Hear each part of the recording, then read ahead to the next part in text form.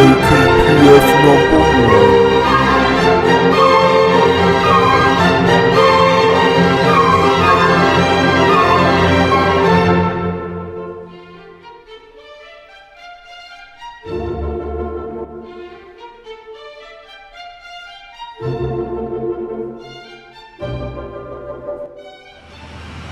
The 60s called, and they want their hair back. But other than that, maybe partly because of it, the Keene Robin Hood crisis is blowing up good for freedom folk. Alright, well, you ain't got no fucking right to be videotaping me, man. if you ask nicely, you may find that people... Get far out my face. Like Michael Jackson.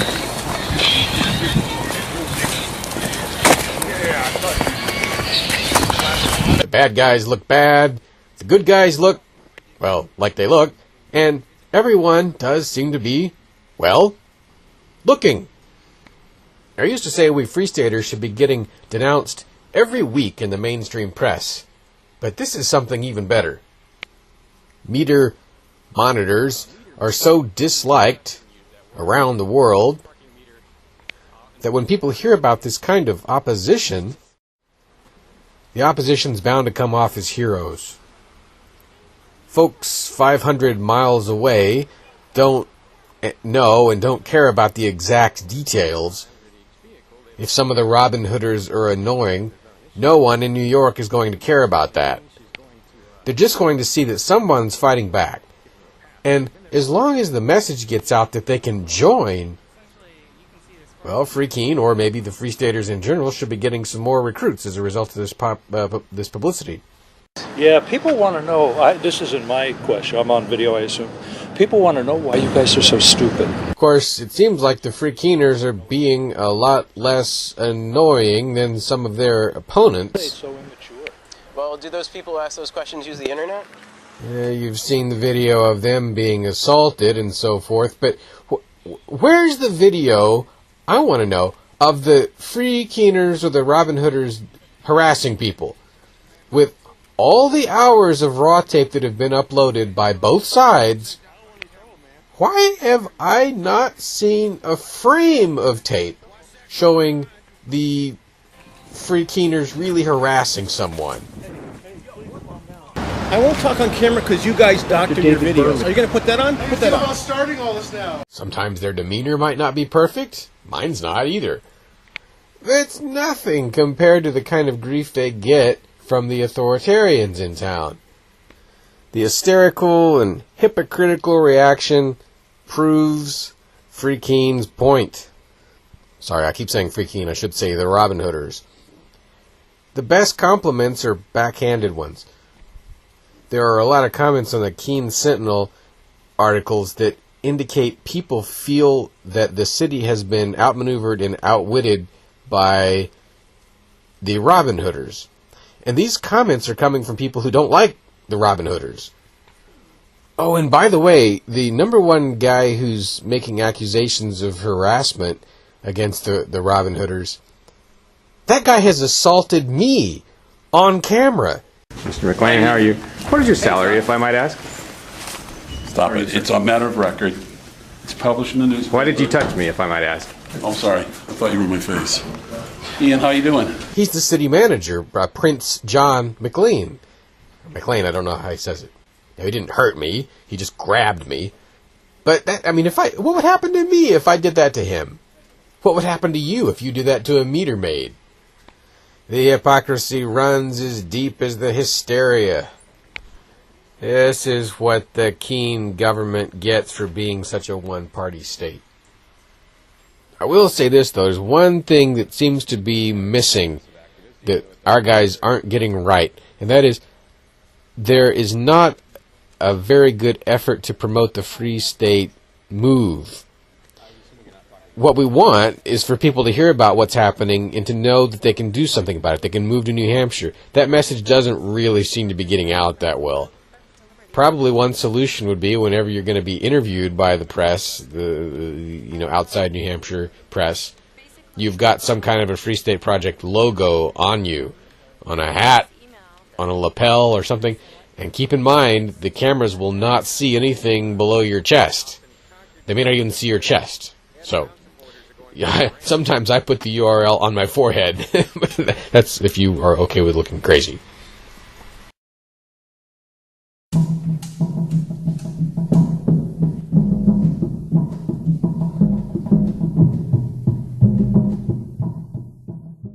This edition of the Ridley Report is brought to you by the New Hampshire Liberty Alliance. There's audio, video, and blogs chronicling the transition to a voluntary society. Please sit down. So you're saying that I'm not allowed to run this camera? Would you please sit down? Am I allowed to run this camera? Would you please sit down? Am I allowed to run this camera? Bailiff says, Sheriff, can we have some deputies in courtroom 1, please? Both Darryl and I are registered media with the Supreme Court. You just default to going on the offensive against these guys for no reason, man. We don't make the rules, we just have to try to enforce them. Right. Okay. You can have one person from Free Keene operate a camera. All right. Thank you, please be seated. The matter before the court is City of Keene versus James Cleveland, Garrett Ian, Kate Ager, is that how you pronounce it? Ager. And I apologize if I don't do it correctly. Ian Freeman, Graham Colson, Peter Iyer. Is it correct? It really doesn't matter at this point, you know, I shouldn't even be here. So. And if I could have counsel for the City of Keene identify himself. Yes, Your Honor, Thomas Mullins, I'm the City Attorney for Keene, and appearing with me is Leon Goodwin, who is the Assistant City Attorney.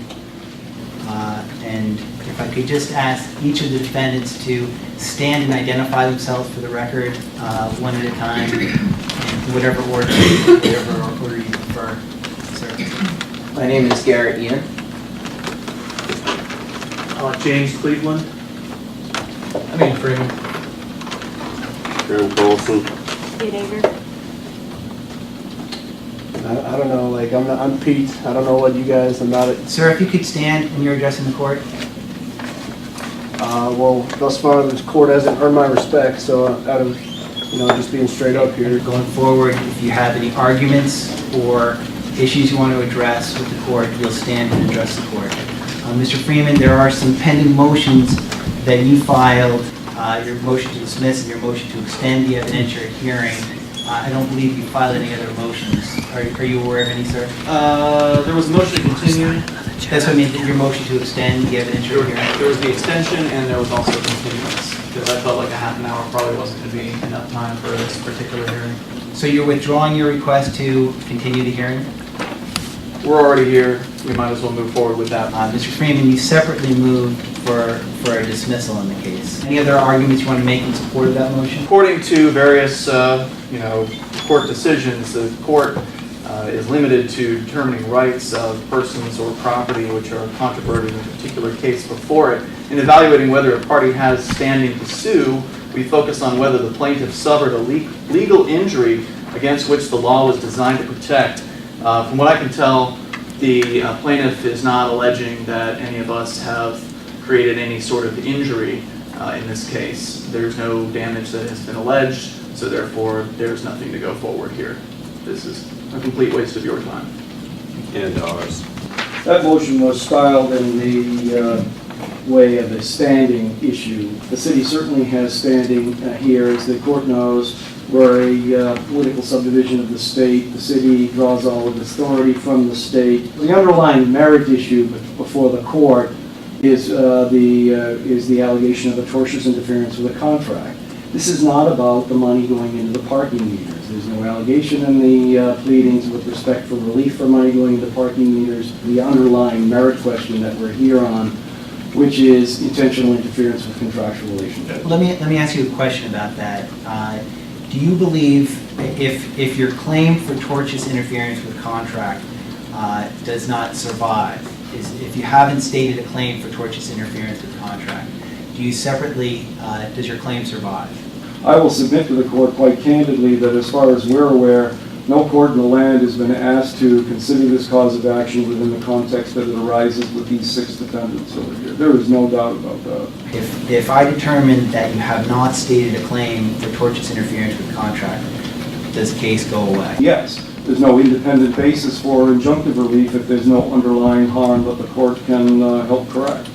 The court has to find that there's a reasonable basis. This is not an evidentiary hearing on the underlying merits of the claim. If it were to be such, the court should have provided us notice that it intended to combine the request for preliminary injunctive relief with a hearing on the merits. There's another issue I'd like you to address, and even though nobody has clearly briefed this yet, but the constitutional issue regarding the scope of the injunctive relief that's requested. Again, I'm going to be candid with the court. This is, as far as we can tell, a fairly unique situation within the context of government in general and the city in particular. The constitutional question arises as to whether or not the individuals are going to be impaired in their ability to either express their constitutional rights or videotape.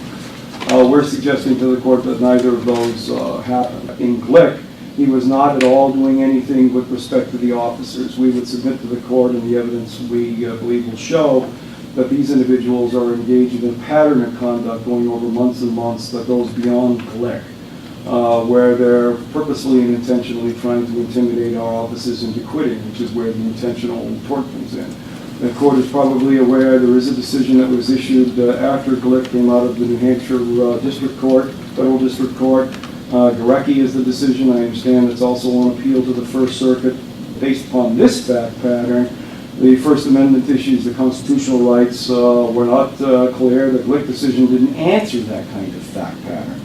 We're here with a group of individuals that we would submit to the court are engaged in a pursuit and concerted activity with one purpose, and that's to get these individuals to quit, because their stated purpose, as you have seen in my pleadings, is that they do want to shut down the city's parking department. Originally, when I filed this, I did cite not the U.S. Constitution, as he suggests in his objection. In fact, I never mentioned the U.S. Constitution. I cited New Hampshire Constitution, Article 22, about free speech and the liberty of the press being essential to the security of freedom in the state. They ought, therefore, to be inviolably preserved. And also Article 8 of the New Hampshire Constitution, all power residing originally in and being derived from the people, all the magistrates and officers of the government, that includes parking enforcement officers, are their substitutes and agents, and at all times accountable to them. Government, therefore, should be open, accessible, accountable, and responsive. Essentially, the argument of the city in this case is that individuals engaging in their constitutionally protected rights on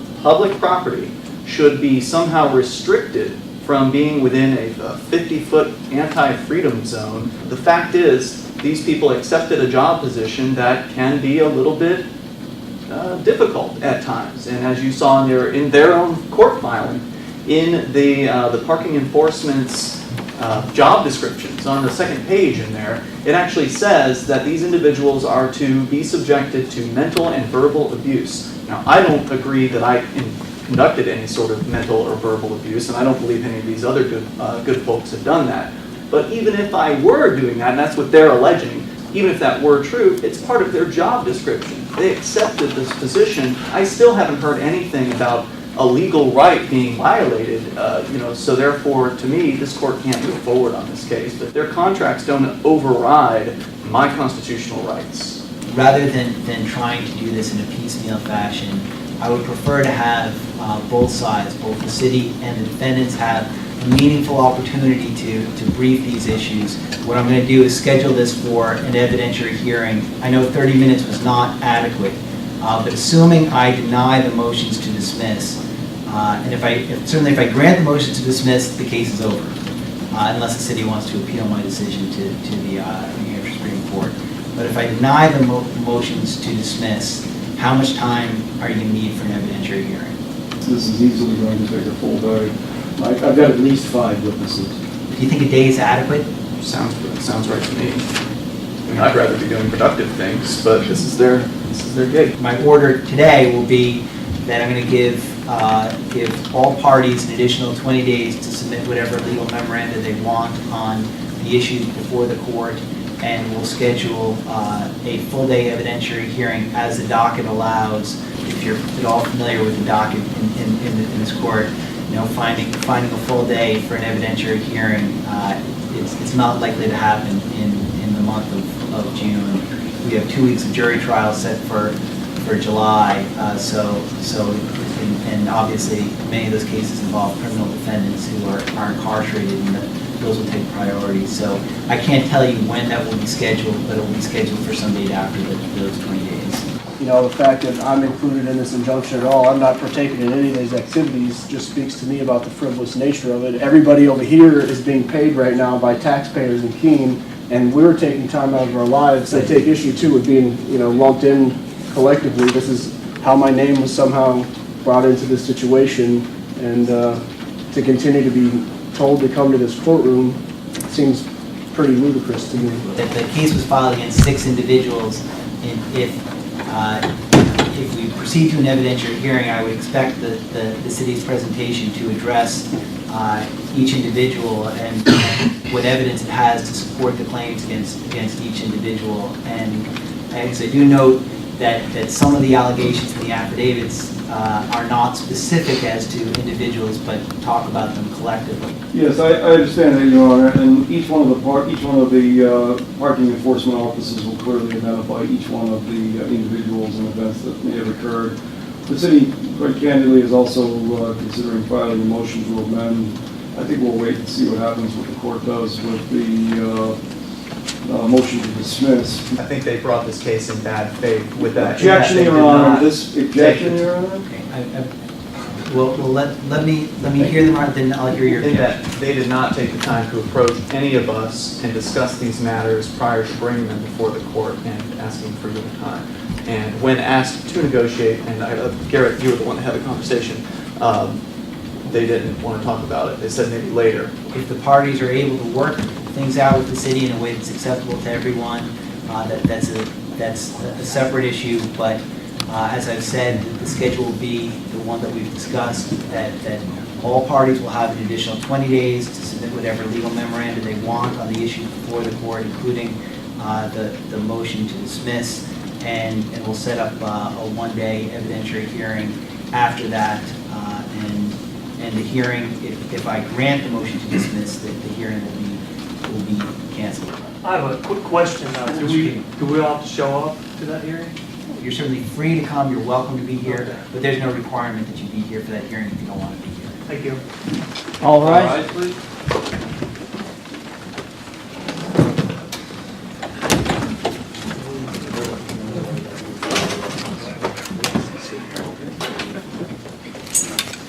See you in a few weeks. This is your Peace News for Thursday, June 13th, 2013. Silver is trading at $22 per ounce. Bitcoin is trading at $110 per Bitcoin. Robin Hood of Keene appeared in court Tuesday afternoon to answer accusations that they've been harassing city parking meter officers. Ian Freeman, one of the 6 people named in the lawsuit, said that the city never approached any of the 6 with concerns before filing the suit and has refused to meet and negotiate. Ian argued in court that the order's a waste of time and money, a violation of constitutional rights, and a case brought forth in bad faith. City Attorney Thomas P. Mullins admitted to the judge that there's not a lot of court decisions to draw on for this case, adding, quote, "There's not a whole lot of law in general in New Hampshire." Ian interrupted, saying, "Just the way we like it." His comment drew a smile from the judge and laughter from his supporters seated in the courtroom. Cheshire County Superior Court Judge John Kissinger decided to continue the case, giving both sides 20 days to submit more arguments. Peace News Now will continue to bring you the latest on Robin Hood's adventures in legal land. Speaking of legal land battles, peace activist Darryl W. Perry of the Shire recently won a small victory in Keene traffic court. As he explains in a post at freekeene.com, Darryl argued that the parking meters aren't calibrated regularly and that sometimes they keep poor time. In this case, he had been shorted time by the meter even though he should have had time left. The state had no evidence to the counter. Judge Burke then said, quote, "Since the burden of proof is on the city to prove guilt beyond a reasonable doubt, I am marking a finding of not guilty." Are you still using Federal Reserve notes? Don't you know there's a better way? Bitcoin is the world's largest alternative currency. Dollars fund wars of aggression against peaceful people worldwide. Unlike dollars, Bitcoin is decentralized. Using the government's money keeps the government afloat. Let them sink. Get started.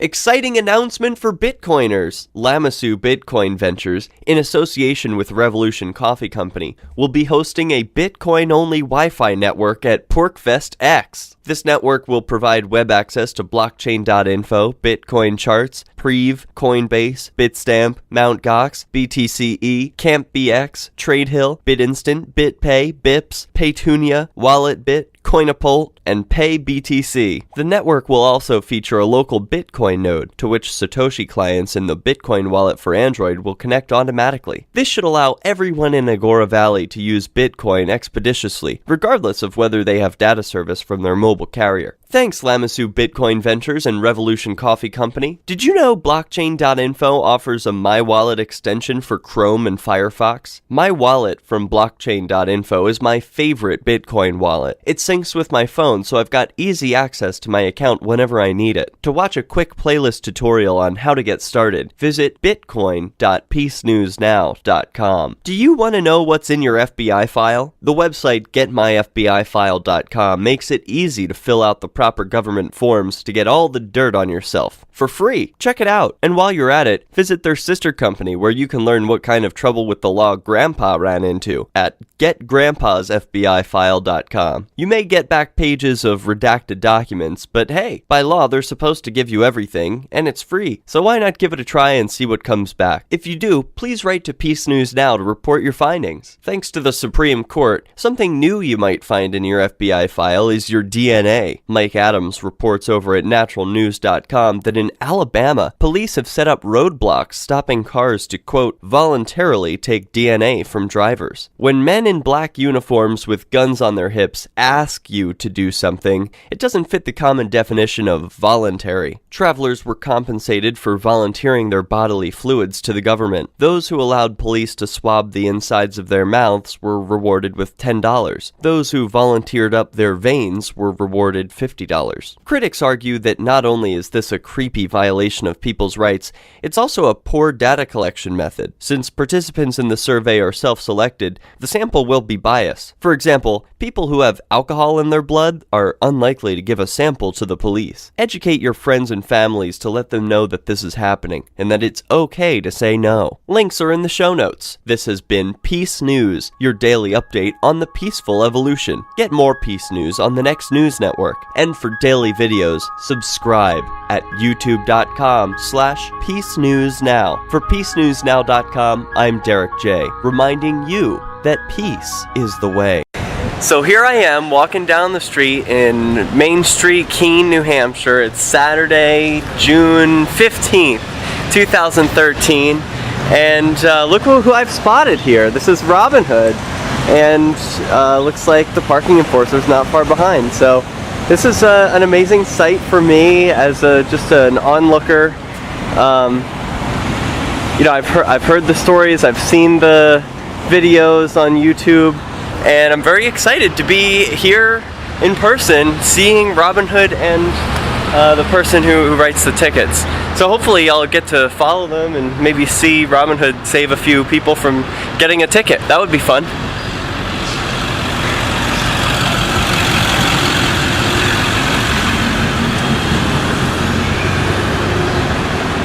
All the minions out today. Oh, is that another one there? Yeah. I think you're one of them because I recognize your voice.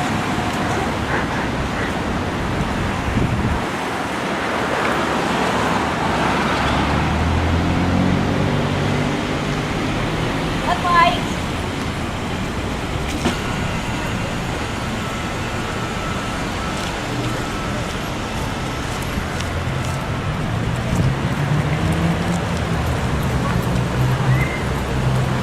Oh, and it looks like he's gonna jump ahead to go get one. Oh, so I see that there are two Robin Hooders right now, and one's in front. Okay, now they're both in front. This is very interesting.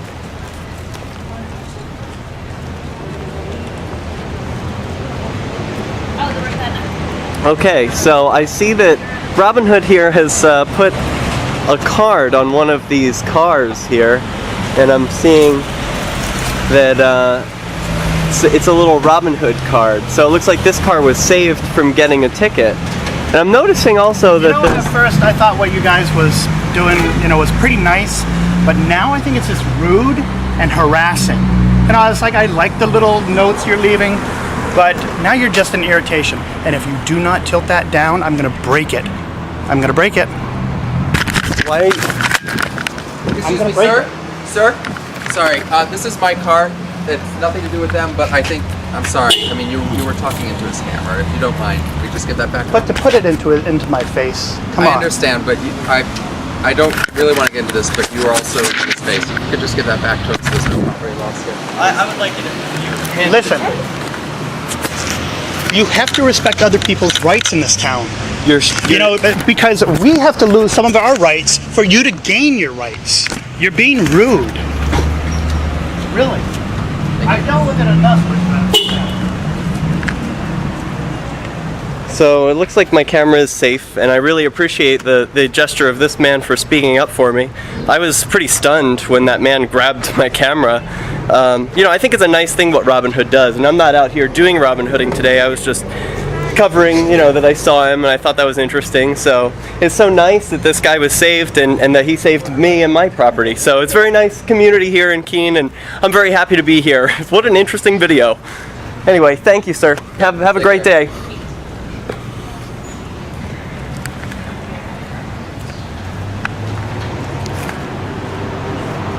Yeah, so I think that's interesting. That man walked up to me. I wasn't saying anything to him. He offered his opinion to me, spoke into my camera, and then decided that he was going to take it from my hands and break it, as he said.